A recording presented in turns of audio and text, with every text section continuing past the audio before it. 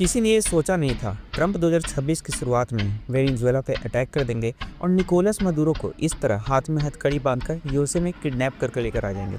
नमस्कार, welcome to Jio politics. ये जो आप वीडियो देख रहे हैं ये कोई हॉलीवुड या बॉलीवुड का मूवी सीन या फिर उसका फाइटिंग सीन नहीं है।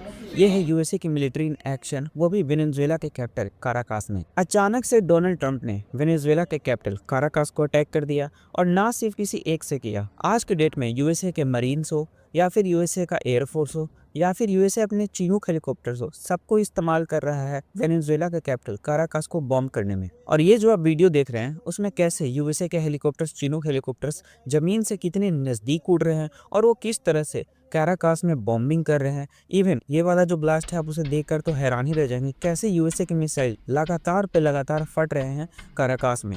और ये काराकास में रहने वालों के लिए काफी ज्यादा दर्दनाक दिन है। अभी से ही लोग काराकास को छोड़कर बाहर जाने लगे हैं। हालांकि ट्रंप ने इतनी हैवी बॉम्बिंग के बाद निकोलस मदुरो को अरेस्ट ही कर लिया और ये काम किया है यूएसए की जो सबसे भरोसेमंद फ्लीट है डेल्टा फोर्सेज ने। जी हाँ, ये डेल्टा फोर्सेज वही फोर्सेज है जिन्होंने ओसामा बिन लादेन को भी मारा था। यूएसए के जितने भी इंपॉर्टेंट मिशन होते हैं वो डेल्टा फोर्सेज ही करती है। जैसे इंडिया के पास है उनके कमांडोज, वैसे ही यूएसए के जो स्पेशल मिशन होते हैं उसको अंजाम देती है डेल्टा फोर्सेज। और डेल्टा फोर्सेज ये सब मिशन करने में इतनी ज़्यादा अच्छी है कि मैं आपको बताता हूँ। ये चीनूक हेलीकॉप्टर से काराकास में की एक बिल्डिंग पे उतरते हैं, उस बिल्डिंग के सारे जितने भी बॉडीगार्ड्स थे निकोलस मदुरो को, उनको किल करते हैं, उनको न्यूट्रलाइज करते हैं।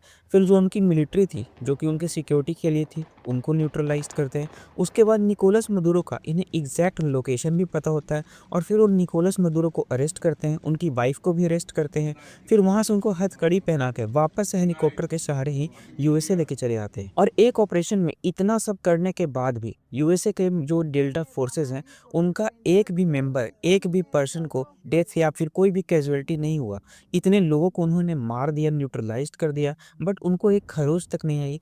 इवन यूएसए का एक हेलीकॉप्टर भी नहीं गिरा। और यूएसए ने एक बार फिर दुनिया को बताया है कि वो मिलिटरीली कितना स्ट्रांग है, वो प्लानिंग कितनी अच्छी करता है, उसका एग्जीक्यूशन उससे और भी ज्यादा अच्छा करता है। एंड यूएसए ने जो अचानक से अटैक किया वेनेजुएला पे, उससे चाइना काफी ज्यादा नाराज है, क्योंकि चाइना का जो स्पेशल कॉन्वॉय था वो वेनेजुएला के जो मदुरो हैं उनसे मिलने गया था।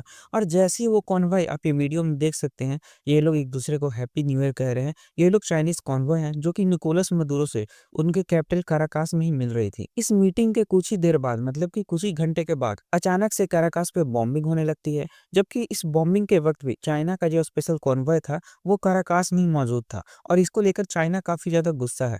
लेकिन चाइना के लिए इसमें एक फायदा भी है। चाइना जो यूएसए का अचानक से अटैक है वेनेजुएला पे, उसको बिल्कुल कॉपी कर सकता है ताइवान के लिए, क्योंकि यूएसए वेनेजुएला को अटैक करने से पहले मिलिटरली वेनेजुएला को कवर कर रहा था। उसके जो नॉर्दर्न वाटर्स थे उसमें अपने वॉरशिप को कवर कर रहा था, वहां पे उसके ट्रेड को ब्लॉक कर रहा था। जो भी शिप वेनेजुएला से ऑयल लेकर जाती थी उनको डिस्टर्ब करता था यूएसए। और यही काम आज के टाइम पे चाइना भी कर रहा है ताइवान के करीब। चाइना भी जो ताइवान का जो आसपास का एरिया है उसको बिल्कुल घेर कर एक मिलिट्री एक्सरसाइज कर रहा है। और मुझे तो लगता है कि बिल्कुल यूएसए का ये वेनेजुएला पे अटैक देखकर चाइना भी कहीं ना कहीं इससे इंस्पिरेशन जरूर लेगा। और आने वाले 6 से 7 मंथ में ही चाइना ताइवान को कब्जा बिल्कुल सेम तरीके से करेगा जैसे निकोलस मदुरो को यूएसए ने किया। चलिए अब जानते हैं आखिर डोनाल्ड ट्रंप वेनेजुएला के पीछे पड़े क्यों हैं, उन्हें वेनेजुएला से क्या चाहिए। हालांकि डोनाल्ड ट्रंप बार बार ये बोलते रहते हैं कि वेनेजुएला की वजह से यूएसए में ड्रग्स आते हैं, वेनेजुएला की वजह से यूएसए में जो इलीगल माइग्रेंट्स हैं वो भी जाते हैं। बट ऐसा बिल्कुल है नहीं, क्योंकि यूएसए में जो ज़्यादातर ड्रग्स है, लगभग अगर 100 ड्रग्स के पैकेट यूएसए में जाते हैं तो उसमें से 99.9% जो पैकेट्स होते हैं वो जाते हैं मेक्सिको बॉर्डर के थ्रू, ना कि वेनेजुएला के थ्रू। लेकिन डोनाल्ड ट्रंप ड्रग्स के नाम पे बार बार वेनेजुएला को टारगेट करते हैं। इवन उन्होंने कोलंबिया को भी टारगेट करना स्टार्ट किया है। उन्होंने तो ये भी कहा है कि कोलंबिया के पास एक ड्रग्स का कुआं है जहां पे वो कोकेन बनाता है और फिर वो कोकेन को यूएसए में सप्लाई करता है। पहले टॉपिक पे आते हैं, हम बात करते हैं वेनेजुएला की। डोनाल्ड ट्रंप का इंटरेस्ट वहां की ड्रग्स में नहीं है, क्योंकि वेनेजुएला ड्रग्स कभी सप्लाई करता ही नहीं है यूएसए को। डोनाल्ड ट्रंप का इंटरेस्ट है वेनेजुएला के ऑयल रिजर्व्स पे। मैं आपको बताता हूँ क्यों। आज के टाइम पे यूएसए वर्ल्ड में सबसे ज़्यादा क्रूड ऑयल निकालता है, सऊदी अरेबिया से भी ज़्यादा, इवन वेनेजुएला से भी ज़्यादा। फिर उसे ऑयल की ज़रूरत क्यों पड़ गई? मैं आपको बताता हूँ। देखिए, क्रूड ऑयल 3 प्रकार के होते हैं। एक वेरी लाइट क्रूड ऑयल होता है, जो कि बिल्कुल पानी की तरह पतला होता है, और एक होता है मीडियम लाइट क्रूड ऑयल। ये थोड़ा-थोड़ा मतलब कि स्टिकी-स्टिकी होता है, बट कोई हार्डनेस इसमें नहीं होता है, तो ये थोड़ा ज़्यादा बेटर होता है। बट जो तीसरे लेवल का क्रूड ऑयल होता है, जो कि वेनेजुएला में पाया जाता है काफ़ी ज़्यादा मात्रा में, वो है ये आप जो ग्लास में देख रहे हैं, कंटेनर में देख रहे हैं, ये वाला क्रूड ऑयल। ये बहुत ज़्यादा विस्कस जैसा होता है, बिल्कुल जेली की तरह होता है। लेकिन इन तीनों में डिफ़रेंस ये है कि अगर आपके पास मान लीजिए 50 लीटर बिल्कुल लाइट वाला क्रूड ऑयल है, जो कि यूएसए निकालता है, तो उतना ऑयल आपको निकल जाएगा मात्र इसके 10 या 5 ये जो विस्कस वाला क्रूड ऑयल है ना, जो हेवी वाला है, उसके 5 लीटर में ही आप 50 लीटर ये नेचुरल वेरी लाइट वाला क्रूड ऑयल निकाल लेंगे। और यूएसए की जो रिफाइनरीज़ हैं, वो बिल्कुल जो डिपेंडेंट है, वो अभी भी डिपेंडेंट है जो वेरी हाई डेंसिटी के क्रूड ऑयल हैं उन पे। और ये ग्राफ में आपको साफ-साफ पता चल रहा है। ये जो पिंक कलर का ग्राफ है वहाँ पे कॉर्नर में ये लाइट, वो यूएसए प्रोड्यूस करता है, और ये जो मीडियम जो है ना, वो यूएसए इंपोर्ट करता है। इवन जो हेवी वाला है ना क्रूड ऑयल, उसको भी यूएसए इंपोर्ट करता है। और अब देखिएगा, जो 2024 और 2022 और 2020 का ये जो ईयर है, उसमें जो हेवी वाला है ना, वो यूएसए कितना ज़्यादा इंपोर्ट कर रहा है। हालाँकि वेनेजुएला काफ़ी कम ऑयल प्रोड्यूस करता है यूएसए से, लेकिन वेनेजुएला जितना भी ऑयल प्रोड्यूस करता है, उसका 90% ये हेवी वाला क्रूड ऑयल होता है, जिसके पीछे यूएसए का दिमाग लगा हुआ है। क्योंकि और इसी हेवी क्रूड ऑयल के चक्कर में यूएसए वेनेजुएला पे अटैक कर रहा है, बस वो नाम ड्रग्स का दे रहा है। ये तो हो गई प्रोड्यूस करने की बात, लेकिन अगर आप बात करेंगे वेनेजुएला के, तो वेनेजुएला के जो धरती के अंदर है ना, वो वर्ल्ड के सबसे ज़्यादा ऑयल रिजर्व्स है। लगभग 303 बिलियन बैरल्स ऑयल हैं वेनेजुएला के जो कंट्री है उसके धरती के अंदर, जिसको वो निकाल नहीं पा रहा है। उसका इंफ्रास्ट्रक्चर इतना बेटर नहीं है कि वो इतना ज़्यादा निकाल पाए। लेकिन इसमें से जो सबसे ज़्यादा हाई कैपेसिटी वाला ऑयल है, वो है हेवी जो विस्कोसिटी वाला है वो, जो कि यूएसए को काफ़ी ज़्यादा नीड है जिसकी। और उसी ऑयल के चक्कर में यूएसए वेनेजुएला पे अटैक कर रहा है, ताकि वेनेजुएला का जो ऑयल रिज़र्व है वो कब्ज़ा कर सके, और यूएसए को बाद में ऑयल इंपोर्ट ना करना पड़े। वो खुद ही चाहता है कि मैं वेनेजुएला को ऑयल को कंट्रोल करूँ, मैं दूसरों देश को वेनेजुएला का ऑयल सेल करूँ, लेकिन उसे जो पैसा है वो यूएसए में खर्च करूँ। और यूएसए को फिर ऑयल इंपोर्ट करने के लिए ज़रूरत नहीं है, ख़ासकर ये हेवी डेंसिटी का क्रूड ऑयल।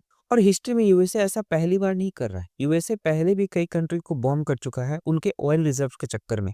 हालाँकि डोनाल्ड ट्रंप पिछले साल ये माँग रहे थे कि मुझे नोबेल पीस प्राइज़ दे दो, मैं पीस का प्रेज़िडेंट हूँ। बट मैं आपको बता दूँ, डोनाल्ड ट्रंप ने पिछले साल यमन को बॉम्ब किया था, सोमालिया को बॉम्ब किया था, इराक को बॉम्ब किया था, ईरान को बॉम्ब किया था, सीरिया को बॉम्ब किया था, नाइजीरिया को बॉम्ब किया था, और दिसंबर में वेनेजुएला को भी बॉम्ब किया था ट्रंप ने। तो लगभग 7 से 8 कंट्रीज़ को डोनाल्ड ट्रंप ने 2025 में ही बॉम्ब कर दिया, फिर भी उन्हें नोबेल पीस प्राइज़ चाहिए था। लेकिन व्लादिमीर पुतिन इससे काफ़ी ज़्यादा नाराज़ हैं, ख़ासकर जो डोनाल्ड ट्रंप का वेनेजुएला पे सडन अटैक है उससे। और पुतिन ने साफ-साफ डोनाल्ड ट्रंप पे और जो इंटरनेशनल लॉ है उस पे सवाल उठाए हैं। वो साफ-साफ अपनी इस स्पीच में कह रहे हैं, under what pretext did USA bomb Yugoslavia, Iraq, Syria, Libya, where the security council sanctions. USA जो चाहता है वो कर लेता है, उस पे कोई सैंक्शंस नहीं लगता है।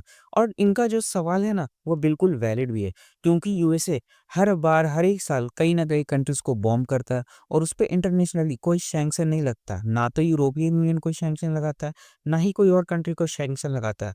लेकिन यही काम अगर रशिया कर दिया यूक्रेन के लिए, तो पूरा यूरोप साथ आ गया, पूरा डोनाल्ड ट्रंप का जो सिस्टम यूएसए का सिस्टम है वो अगेंस्ट आ गया रशिया के। एंड लास्ट में पुतिन ये भी कहते हैं, मैं इसीलिए कहता हूँ कि हर एक कंट्री को मिलिटरली काफ़ी ज़्यादा स्ट्रांग होना चाहिए, वरना उनका भी हाल वेनेजुएला के मदुरो जैसा हो जाएगा, कि उन्हें कोई भी कंट्री आकर, कोई पावरफुल कंट्री आकर अरेस्ट करके लेकर चला जाएगा अपने देश में। हालांकि निकोलस मदुरो को किडनैप करने के बाद, अरेस्ट करने के बाद डोनाल्ड ट्रंप ने एक प्रेस कॉन्फ्रेंस भी किया है। मैं आपको अगले वीडियो में ज़रूर बताऊंगा। तब तक के लिए आप चैनल को सब्सक्राइब कर लीजिए। Thank you.